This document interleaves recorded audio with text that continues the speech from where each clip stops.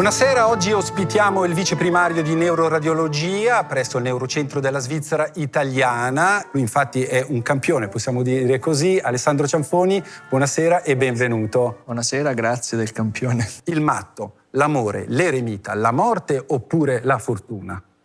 Ma sicuramente il matto. Il matto? Beh, è una scelta, come mai il matto? In fondo un medico non deve essere sempre, deve essere poco folle, o no?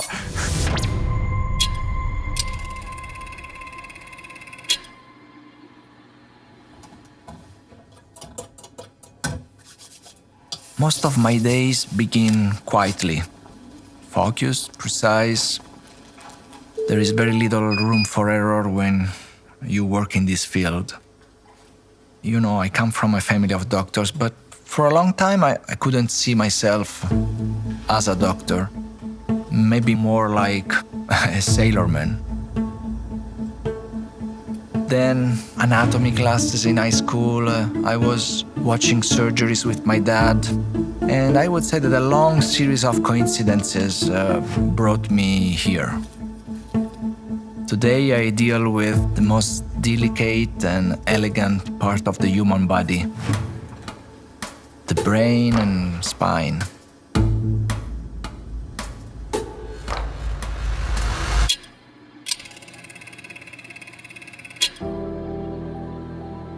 I met Alessandro for the first time in front of our middle school. I have really a clear picture of him wearing this red gilet, you know, long hair, really charmant, even if he was a kid, I think 12, but he was very cool. I think one of the coolest guy of the school. I've always been a very active person in love with so many sports. As a kid, I was spending more time in different types of sport activity, in different gyms, than in anything else. It was really my drive. We did a lot of sports together. Myself over the sea, himself under the sea. I was daydreaming about freediving, going deeper and deeper, finding fish, entering caves, melting with underwater rocks and landscape. Actually, I thought for a long time that I would have liked to find a way of living at the ocean.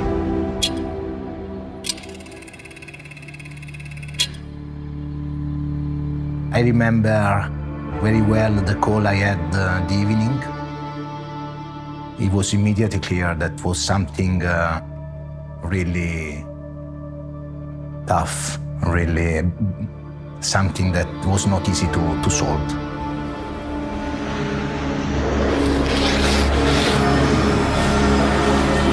Falling off a cliff, briefly losing consciousness, then being lucid again. I realized I was head down among trees. Everything was kind of feeling a lot of pain, and then I had the rescue team. They could tell me, can you move your legs? Can you feel your legs? I didn't feel anything if not pain, but I couldn't move anymore. And so I realized that something pretty bad happened.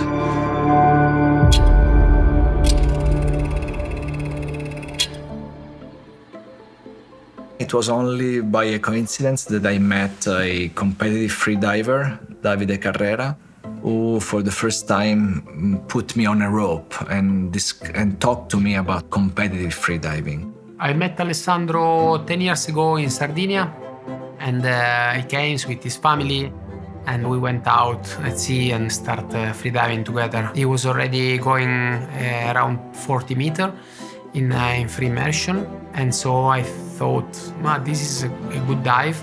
To me, when I see a person that enjoy the emotions of going a little bit deeper, I feel it as well. And so I suggest him, why you don't train and compete?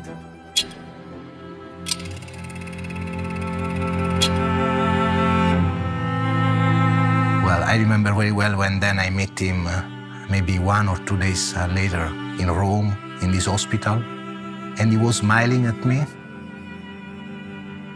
try to comfort myself. I remember very well. We were really, how can I say, surprised. We had no idea of what will going to happen in the next days, and so it was. We were all of us were scared, but at the same time, he was calm, really calm, and tried to comfort all the people in the room. This is something that really impressed me a lot. I saw in the reaction of the people that were around me, really like a mirror of what I was transmitting to them. Maybe one of my concerns was always to put people at ease, that I was fine, that I was working hard to be well. I had a spinal cord injury, which basically means that I was almost completely paralyzed from my chest line down, so abdominal muscles and legs. It would not be realistic to say that my life didn't change after the accident. Of course, it made a huge difference in my life, but I cannot see it. I kept on living my life.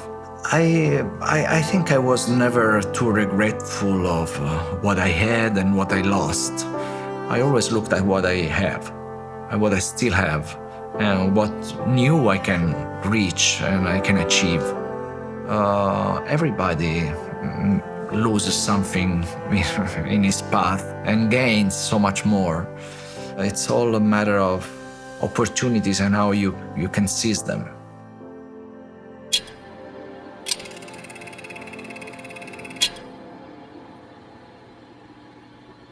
There are many challenges in a deep dive, and which is not only pushing your limits, holding your breath endlessly. There is one factor that is really limiting if you don't master it, and it's equalization of the ears under high pressure.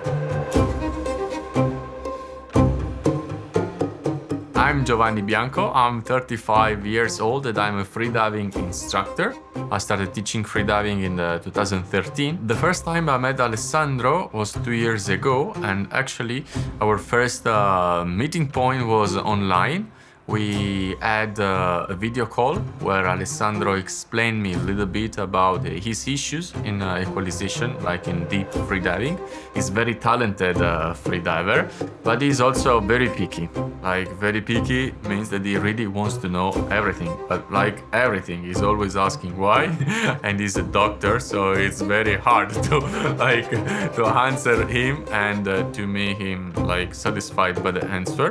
But he's also a kind of guy that if he decided to do something, he does. Once he get the duty, once he fixed, let's say, the goal, nothing is going to stop him. I would like to be a professional with a plan day by day of what I can do, but my life doesn't allow me to be too constant. So I try to do whatever I can. I mean, I'm certainly very dedicated, but sometimes I really see that I take little bites of training wherever I can during my day.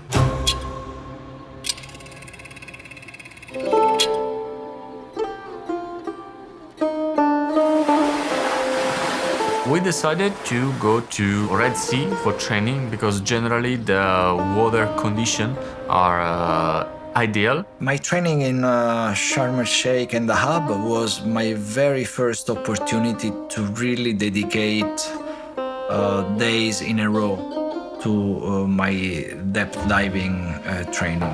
I decided to develop the training to reach different goals. The goal number one was to work on dry skills, which were equalization, body flexibility, and mental strength. The second goal was to improve dive time. We did it in the pool because it's a safe environment. And finally, we combined all these points together and applied them in the water. Today the water conditions are not so good because it's very windy, so it will be not very safe to go diving on the rope. That's why we decided to do some static in order to develop dive time, and so we can take advantage of this from today and go back in the water tomorrow when water condition will be better. 4, 5, 6, 7, 8, 9, 10, 11, go.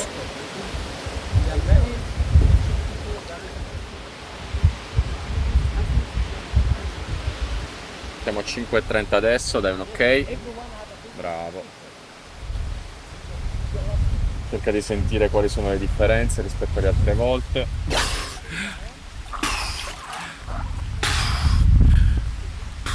Respira, respira. Ok, respira, respira, respira.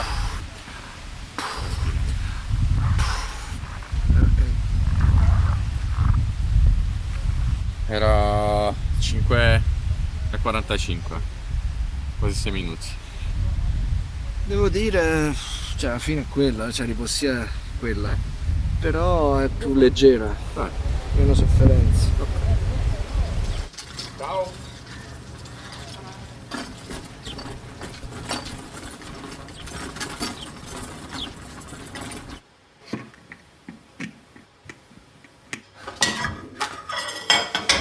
No, in this way it looks like he always does it. I'm the one. I'm the one. No, I'm afraid that from this shootage, it will end up like I'm a spoiled brat. That you do everything for me. I've cooked for these guys. I've prepared fruit salad every single day. Yes, it's And true. now The it's breakfast. just taking the lights of the scene, you know? Yes. I trust him. I trust him in the water. I trust him when he gives me advices, and that really helps a lot because when you're pushing your limits, you need somebody to back you up, and you want to feel safe.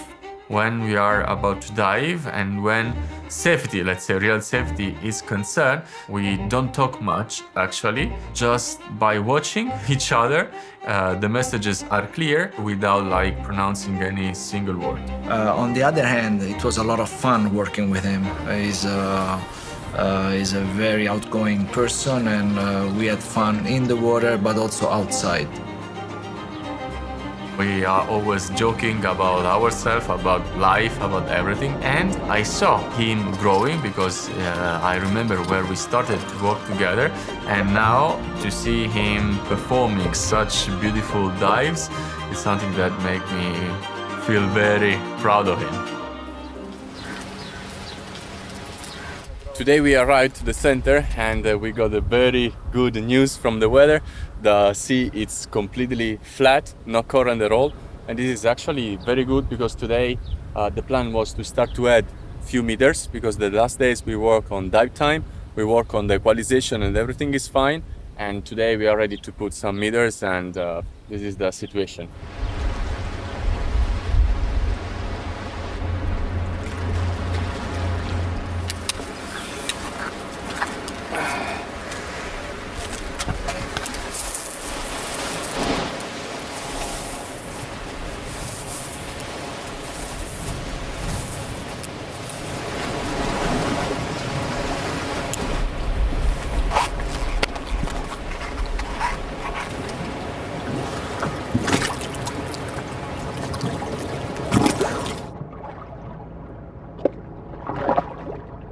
I have to confess that when I freedive, I have so many problems with moving around, with finding the right balance and the right buoyancy and the right swimming technique, that the descent into the abyss for me is more a very, very difficult technical challenge. It's not that water makes me feel finally free and without any obstacles, weightless. Actually, in the water, my legs go a bit crazy.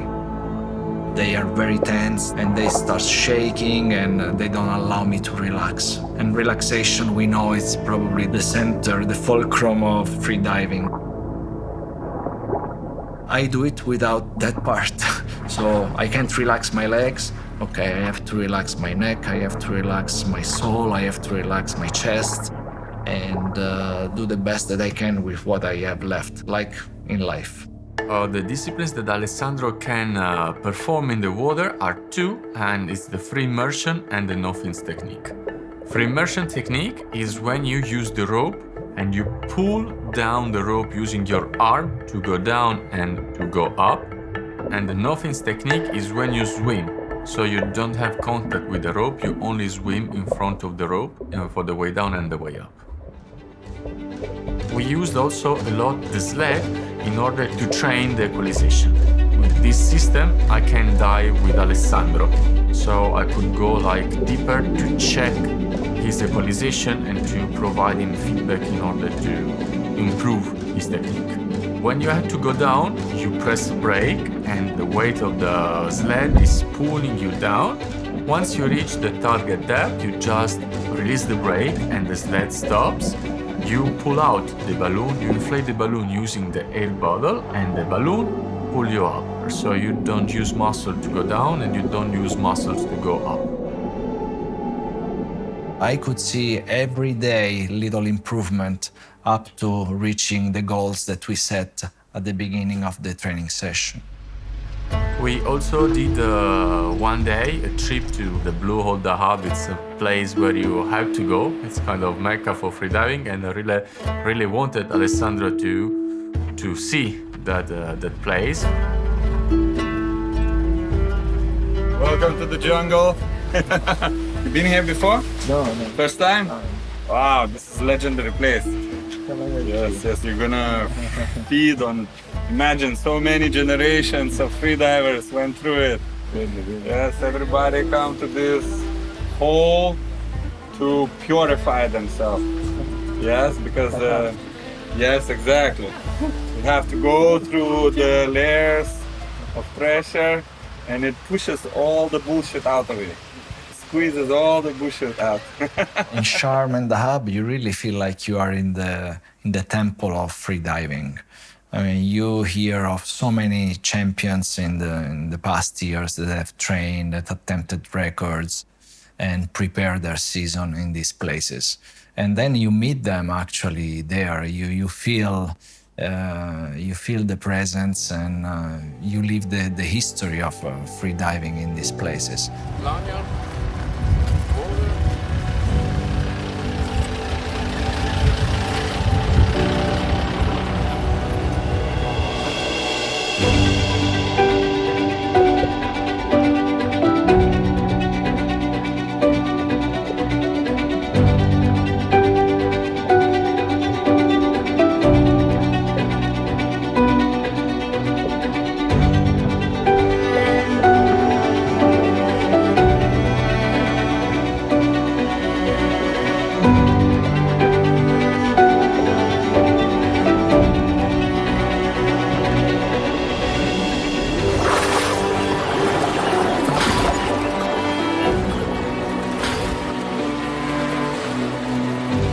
Day by day, we increased the difficulties and the level of the training in order to build up confident dive around 55-60 meters. A few years ago, I would have not thought I could achieve a certain depth. Now I can, and of course, I already look deeper than that. I like it to be a soft challenge, a gradual challenge. I don't want to force anything. I see that when I give punches to my limits, it doesn't work. It's like courting your limits, and then they seem more approachable.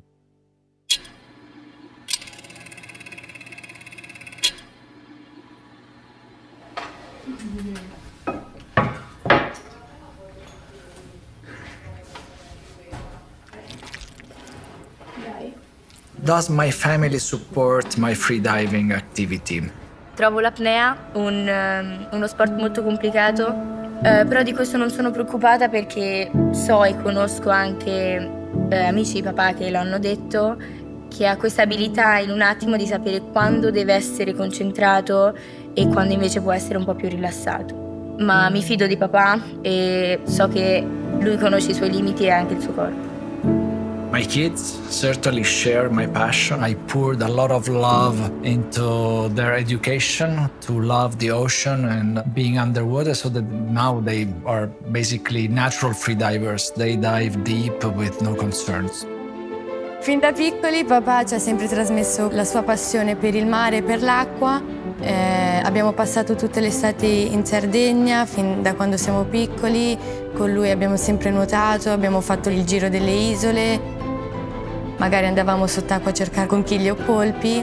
Infatti molte persone quando magari vedono degli squali o delle balene ci hanno paura, però papà ci ha insegnato che in realtà non sono pericolose e che non dovremmo aver paura dei pesci e degli animali. Quando appunto abbiamo visto tutte queste creature non eravamo spaventati ma anzi molto felici e stupefatti di quello che avevamo intorno a noi.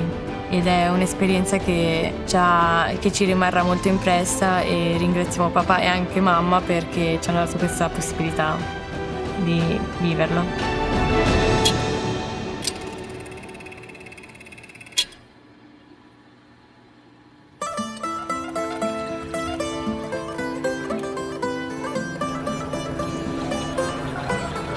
The CMAS World Championships in Kalamata were my first opportunity to take part into an international, very high-level competition. I never saw such a big event. It was the stage for just 2 Paralympic freedivers, myself and Alexander Kuzakin from Russia. And we could compete among all the best champions in the world. The day of the competition with Alessandro, we realized immediately the diving condition during those days, they were not so good. Most of the time the sea was rough and things were getting even more complicated. One of the hardest part was to support him, to get ready for the dive, because the sea during that competition was not flat at all. So we use noodles, like a floating device, where Alessandro can sit on it, and with the hands he can grab the rope and he can get ready for the breathe out. 3, 2, 1, top time! Alessandro Cianfoni, 60 meters, world record attempt for para freediving. In those 3 minutes, you put together all the work of a season. The first 20 meters where you have to win the positive buoyancy. Then it's time to get into the free fall. You get on the bottom plate, you get that tag, and now it's time to say, let's count from now on my performance.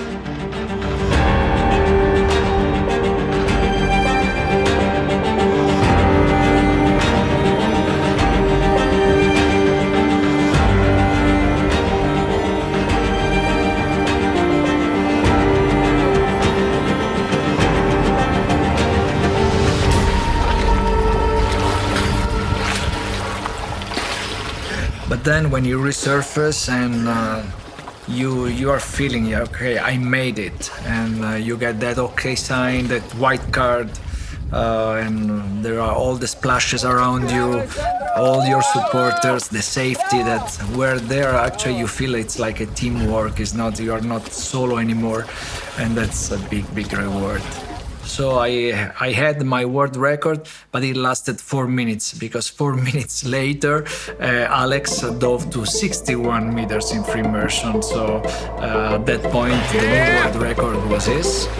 But on the day 6 of competition, where it was the time of constant no fins, only arms, we did a little bit the opposite. Keep in mind that able people, they do these disciplines using either arms and legs, and already is the hardest discipline. Alessandro does these disciplines only arms, so it's something very challenging. It's a big day. It took many thoughts, many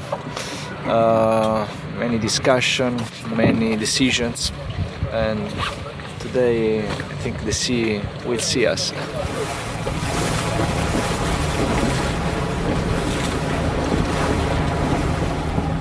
For Alessandro, we decided to declare 35 meters for the no-fin dives. We saw very nice competition between Alessandro and Alexander. We were diving of very close depths. Alexander Kuzakin, 33 meters, 2 minutes 30 seconds dive time, world record attempt para freediving.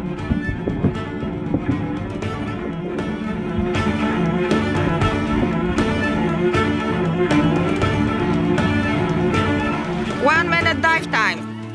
Touchdown!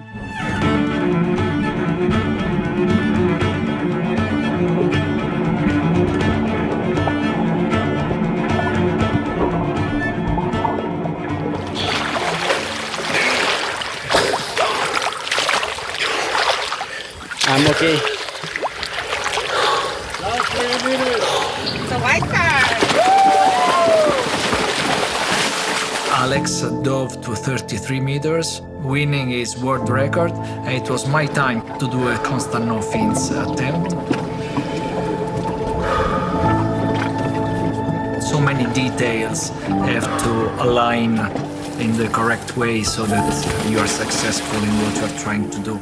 So from the preparation before getting in the water, that your soul is calm and that your heart rate is under control. And of course, the countdown, there you are able to cut all your anxieties, everything that is external, and you focus on what you're going to do.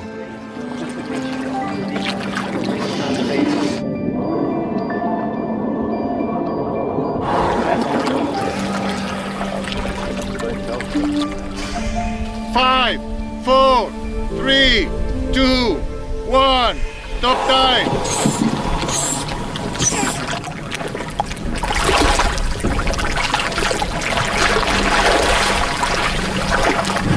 Start okay, Alessandro Cianfoni, Italy, para freediving. 35 meters, world record attempt. Dive time, 2 minutes, 15 seconds.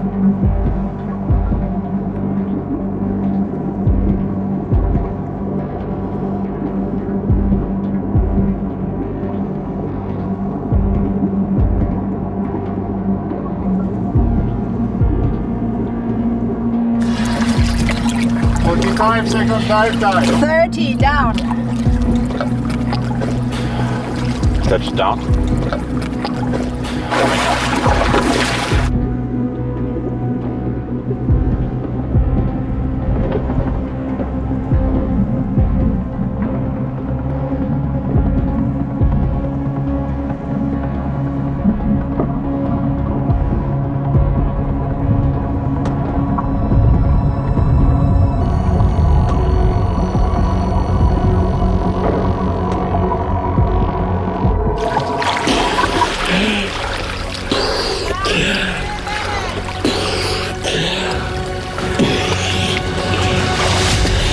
Okay.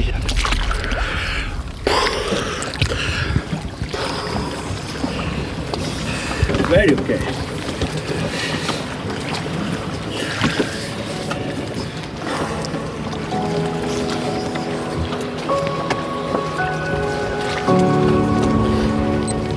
Well done, Alessandro. Wild card.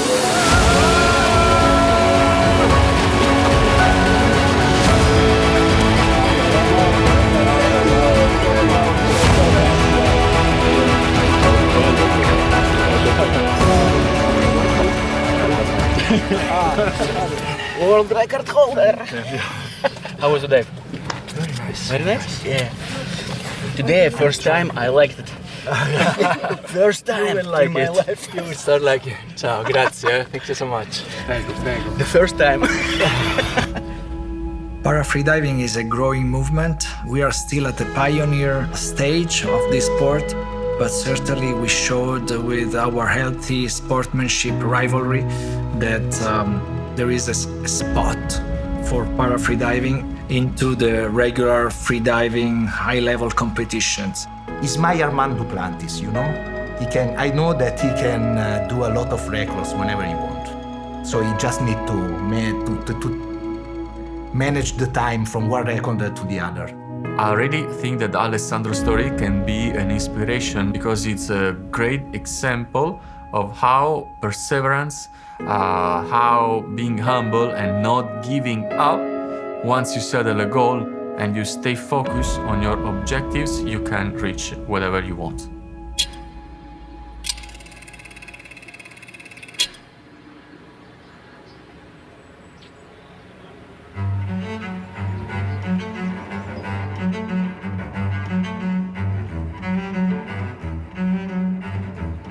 It is a journey, and a beautiful one.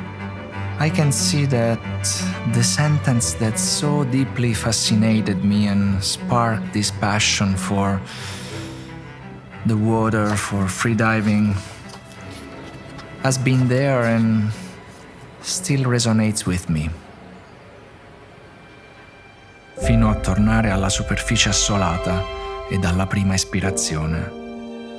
Come il primo vagito di un neonato. È un momento che solo un subacqueo può capire.